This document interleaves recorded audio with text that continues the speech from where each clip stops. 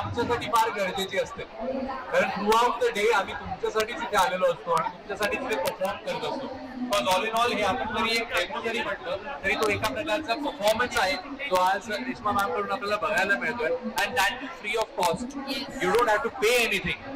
तुम्हाला फ्री मध्ये शिकायला मिळते, कुठेही जावा, म्हणजे या स्टॉलवर नाही, पूर्ण एक्सपो मध्ये हा तुमच्यासाठी आहे, बरोबर की नाही? आज तुम्ही इथे व्हिजिट